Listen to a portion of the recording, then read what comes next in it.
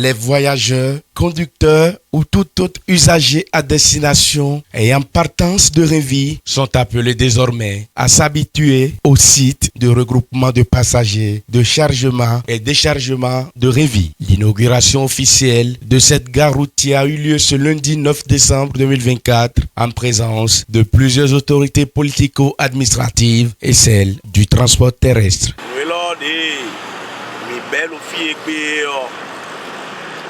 Et vivi nous beaucoup comme nous bon na biomi do nous mi ton ouais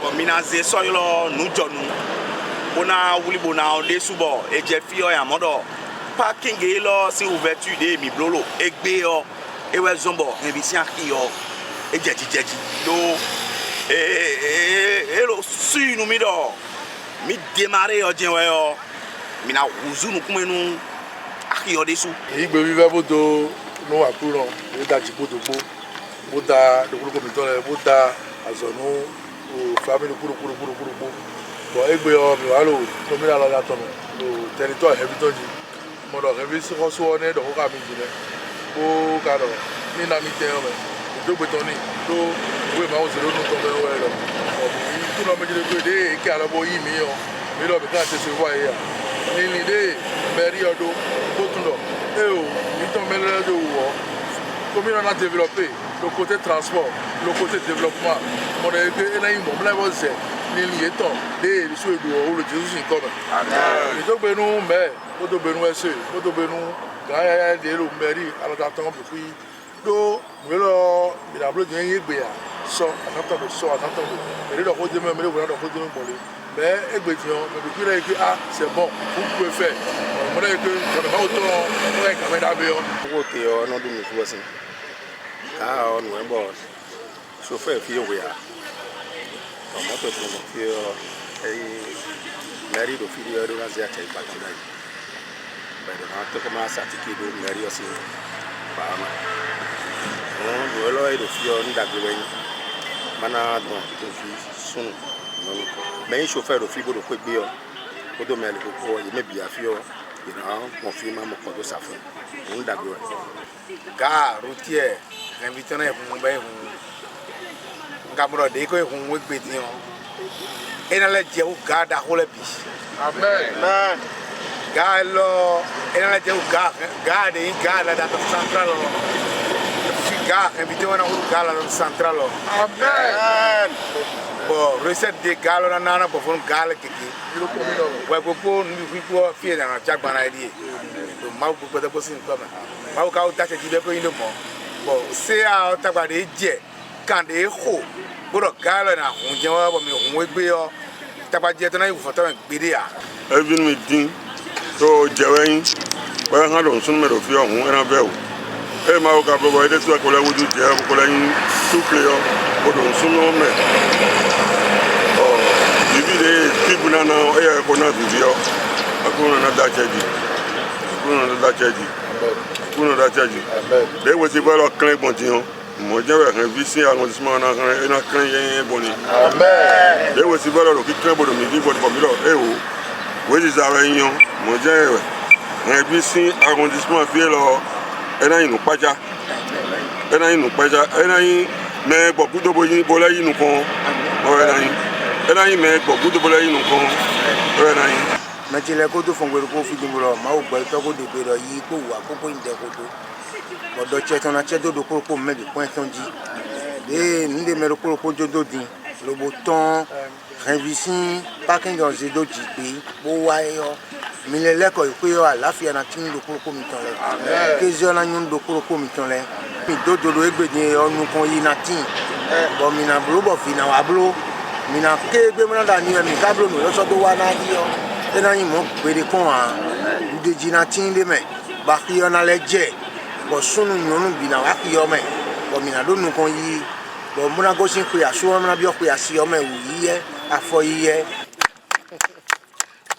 La gare routière de Rungvi, de par sa situation géographique, est favorable à booster l'économie de la commune d'Alada, mais aussi à déclencher l'animation du marché de Rungvi, presque oublié par les usagers. nous l'île là et sur un fille parce que et que dit que chauffeur c'est monde d'agréé et que ça ça dit vient temps nous pour mon fille quand elle va faire du comme comita bon maintenant wa so alors dans l'homme car pour donc pour les donc demi mon soutien donc il vivre nous maintenant c'est nous maintenant c'est yo donc nous fille là nous un bon et do souci nous bon pas que do souci nous c'est de chef terre et waki et ba ko ça ko fi bon nous dit ouais mais dès que domite le fit dimbo chauffeur c'est roi fit dio rien ko dit amen et ko yiwe fi le ko ndako bon c'est un peu attention ta c'est clé de bon fi et ça et divine mobilisation la mobilisation est au point ben clair nous John nous na John au terrain du Wembo nka le dido au qui d'agence au tout la somme ton bon mi non je comme et no glomia tout do ko ha meri ala da o no lo de bi do se da yin gbe di onu John we na bon e na sombo a meri ala da si gba o e na le bo godeji umo bo kana do nu kon yi bo mi me do guide voyager o me do pro po mi ton le na mi nu kon yi nous mi ton bo mi ka do en problème na mi le so me pon afiyoti mais les beaux journaux ouais allez ouais ni profil et non là et déjà budget ouais afio encore au final bon péha bon les na robi normal et non donc miro table les coins les micro bloc bon fiero et na fond bon animation là ti bon mi a bloc proposition nous galère conseil communal conseil de supervision fier mais ouais de m'attendez vous arrêtez ton pour créer gare routière invitons des le moro terme de l'office et au final peut mais wa qui met na do moto bien c'est na do zénia il faut que au moins gare et moi terme nous gare routière donc il est arrêter au retourner et bédion bien alors installation officielle agent de guide des voyageurs à do moto il faut forcément des clients, des usagers. Donc nous sommes en partenariat. Nous sommes en partenariat. Nous avons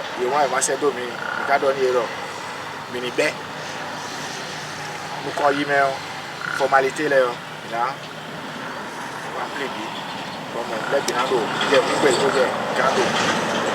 Donc nous avons bien arrêté. Nous avons matière au fio. Mais on fait là pour comme un point. Cada do merelo fia. Amen. Et quand c'est accident, c'est pour le fia. Amen. Nous devons intensifier la discipline. Tito ni de con. Nous tito made con a en tout cas, nous devons c'est à on a déjà l'engagement politique. C'est très important. Les acteurs du secteur de transport présents à la cérémonie d'inauguration ont été outillés et sensibilisés sur les conduites à tenir pour donner de visibilité à ce lieu de regroupement de passagers, de chargement et déchargement. Vous avez l'habitude de le dire, le policier, le taximan, c'est des frères siamois. Oui. Nous sommes en pleine réforme. Tout partout, il y a réforme dans notre pays. Il faut aussi à votre niveau que vous vous réformez.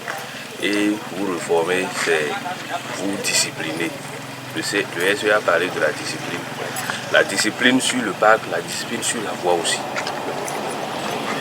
Actuellement, chaque jour, il y a des contrôles, surcharge, ceinture de sécurité, mais on vous connaît. Vous coupez parfois les ceintures là pour transformer en corde. Ceux qui ont déjà coupé là, allez remettre. Allez remettre. Sinon, on va toujours se courir derrière les uns les autres, ce qui n'est pas bien. Ce qui n'est pas bien. Et le SE a parlé de OPAC. Les OPAC, vous-même vous connaissez les conséquences. Un chauffeur, parmi vous, il y a des gens, le président demandait si vous étiez des délinquants. Oui, vous n'êtes pas délinquants, mais dans chaque corporation, il y a toujours des brebis galeuses. Dans chaque corporation, il y a toujours des brebis galeuses. Il va prendre un passager à quelque part, puisque ce n'est pas sur un parc, à un moment donné, il abandonne le passager, il emporte ses colis. Le passager ira se plaindre de vous. On vous généralise tout, on va dire les taximans sont ci, les taximans sont ça. Or, c'est une seule personne qui est en train de gâter votre nom. Donc, c'est à vous de faire tout pour que ces individus indélicats là, qu'on arrive à les extirper du lot. On arrive à les extirper du lot. Vous prenez les taxis clando dont je parlais. L'assurance d'un véhicule à plaque blanche et d'un véhicule à plaque orange, ce n'est pas la même. Vous payez droit taxi au niveau des mairies. Il y a une autre taxe que vous payez au niveau du trésor public que les véhicules à plaque blanche ne payent pas. L'assurance aussi. L'assurance aussi pour les véhicules, ce n'est pas la même chose. Mais vous les laissez, ils font concurrence de clients avec vous. Est-ce que c'est normal? Ça veut dire que vous ne voulez pas que votre milieu soit sain. Vous ne voulez pas que votre milieu soit sain. Et vous avez des jeunes taximans là qui, c'est pas la peine. Notre chance, c'est que nous sommes au niveau des dos, ils sont obligés de ralentir. Sinon, les commissariats qui n'ont pas des endroits où il faut ralentir, c'est des problèmes. On l'arrête, il fonce sur le policier. C'est quoi? Hein? Ils foncent sur le policier. C'est quoi? Le policier, il a fait quoi?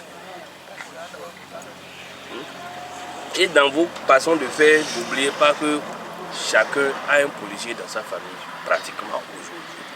Pendant que tu es en train de foncer sur moi, ici, là, il y a un autre taximan qui est en train de foncer. Et tu vas apprendre qu'un taximan a tué ton frère là-bas. Parce qu'il a voulu l'arrêter, il a refusé. Quelle sera ta réaction? Mais toi-même, tu es en train de faire exactement la même chose ailleurs. Donc il faut vraiment vous discipliner votre corporation pour qu'on ne dise pas que les taximans sont ci, les taximans sont ça. Non. Ailleurs, quand tu prends un taxi, tu oublies ton colis, c'est que c'est le taximan même qui t'appelle, il dit viens chercher le colis ici. Ou bien c'est un responsable, parce qu'il ira déposer ça au niveau des responsables. C'est un responsable qui va vous appeler pour dire ah, venez chercher votre colis à tel endroit. Mais ce n'est pas encore ça chez nous ici. Donc faites tout pour que, avec ce parc de Henry que vous venez de créer, qu'on sente un peu le changement sur le tronçon, même si c'est au moins à la date, sur ça c'est vrai là. Qu'on sente que dans cette portion-là, quand tu as un problème, la probabilité que ce soit responsable, la responsabilité d'un taximan est faible. Les agents de sécurité, les membres du comité d'appui et les responsables de la mairie sont instruits à sensibiliser les voyageurs et conducteurs à abriter ce nouveau site de regroupement des passagers, de chargement et de déchargement de Renvi pour le bien de tous.